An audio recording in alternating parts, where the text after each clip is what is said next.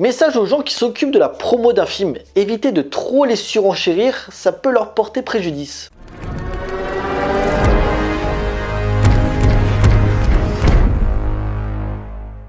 Bonjour à tous, il va être question de La Main, réalisé par Danny et Michael Philippou.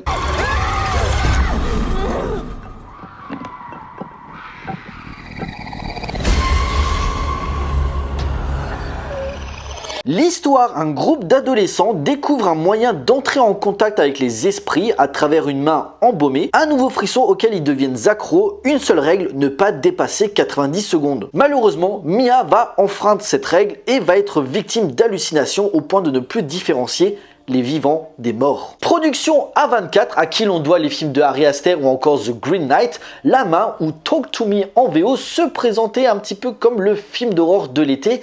Et en général, je me méfie un petit peu. Car c'est souvent les studios qui sortent de leur tiroir des productions qui traînent dans leur catalogue pour rapporter un petit peu de thunes. Même si tout n'est pas à jeter, j'ai plutôt bien apprécié récemment La Maison du Mal. Car 2023, niveau horreur, c'est pas terrible. Entre les franchises qui s'éternisent inutilement, comme Scream 6 et prochainement Saw 10 et le reboot de L'Exorciste. Des adaptations de Stephen King plus ou moins correctes comme Le Croque-Mitaine. Ou encore des délires gore comme Project Wolf Hunting ou encore Terrifier 2.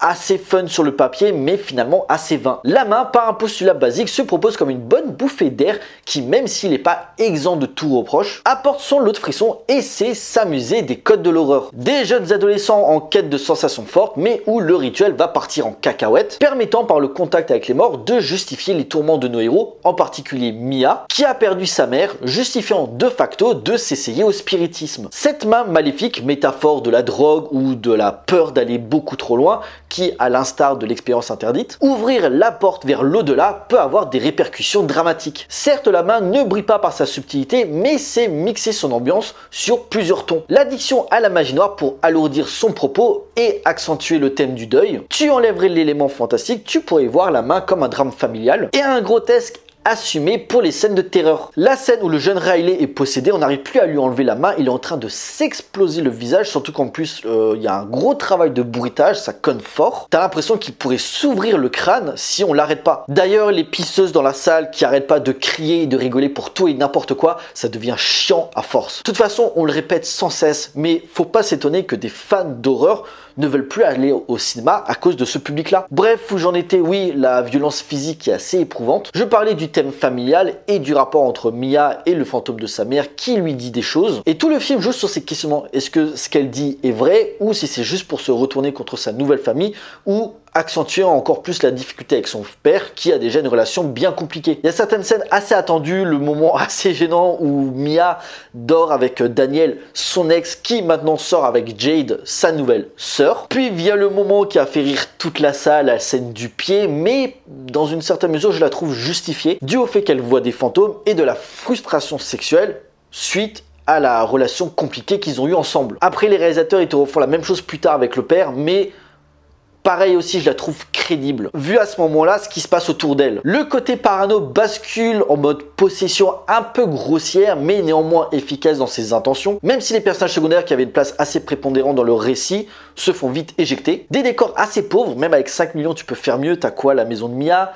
celle de Riley et Jade, l'hôpital, le sous-sol pour leur première soirée d'exorcisme là au début, à la limite la scène d'ouverture qui annonce la couleur avec cette soirée qui finit mal. Après on n'évite pas les poncifs du genre, le côté teen movie plutôt mis en avant avec intelligence sur les ressentis des personnages, mais qui peut en rebuter certains. Des personnages secondaires tête à claque, le côté romance vu et revu, mais la cruauté de certains moments permet de rehausser le niveau et de nous scotcher à notre siège. A noter dans les rôles secondaires la mère de Riley et de Jade interprétée par Miranda Otto qui jouait Éowyn dans Le Seigneur des Anneaux. Quand elle se prend la tête avec ses gosses, elle te sort des punchlines genre il y a une soirée ce soir? Quelle soirée? Tu te fous pas un peu de ma gueule? Arrête, il y a une soirée, c'est à quelle heure? Mais je te jure, maman, il n'y a pas de soirée. Déconne pas. Ou quand il y a Daniel qui débarque, ce soir, pas de plan cul, hein, tu gardes ta bite. Hein. Mais maman, déconne pas, ce soir, c'est chasse gardée. Pas touche à ma fille. Elle y va à fond. Un concept extrêmement simple, mais dont les réalisateurs s'amusent non-stop sur l'incrédulité du spectateur. Même si la fin, je la trouve expédiée un peu trop à la va-vite pour partir sur un côté possession archi attendu qu'ils avaient su éviter tout le long du film. Donc certes, ce n'est pas le film d'horreur de l'année comme on l'a survendu, ça aussi, faut arrêter niveau marketing. Car c'est le bon moyen de foutre en l'air la qualité moyenne d'une œuvre, puisque vu la promo, on a de grosses attentes et forcément, on ne peut que être déçu. Pour le reste, j'ai pas grand chose à dire de plus sans trop partir sur les spoilers, même si c'est pas vraiment le plus important, c'est vraiment l'avancée dramatique et la montée en tension qui compte. Mais franchement, pour un premier film, c'est honorable. Non, je dirais même plus, c'est très bien, faut pas partir dans les extrêmes, c'est un bon début. Leur expérience sur YouTube où ils faisaient des petites comédies horrifiques leur a plutôt bien servi et je suis curieux de voir leur prochain projet qui risque de faire jaser puisque Danny et Michael Philippou ont été annoncés pour s'atteler à la nouvelle adaptation du jeu vidéo Street Fighter au cinéma. À voir ce que ça va donner. En conclusion, s'il n'est pas la claque tant espérée, La Main se révèle malgré tout une bonne surprise par de bons effets terrifiants, du bon développement de personnages et le relationnel qui en découle, le tout porté par la révélation Sophie Wilde qui porte littéralement le film sur ses jeunes épaules. Une œuvre au thème usé jusqu'à la corde, mais par une mise en scène soignée et inspirée, t'apporte son lot de surprises et de frissons du début à la fin. Ce qui, déjà, suffit à mon bonheur, je n'en demandais pas tant. Voilà, cette vidéo est à présent terminée, j'espère qu'elle vous a plu. On like, on partage, comme d'habitude. N'hésitez pas à me laisser des commentaires pour me dire ce que vous avez pensé du film, j'ai hâte d'avoir vos avis. Pensez à me suivre sur les différents réseaux sociaux pour suivre l'actualité de la chaîne, et surtout, abonnez-vous pour la soutenir. Pour nous, on se retrouve pour une prochaine vidéo. D'ici là, portez-vous bien, allez voir des films. Ciao.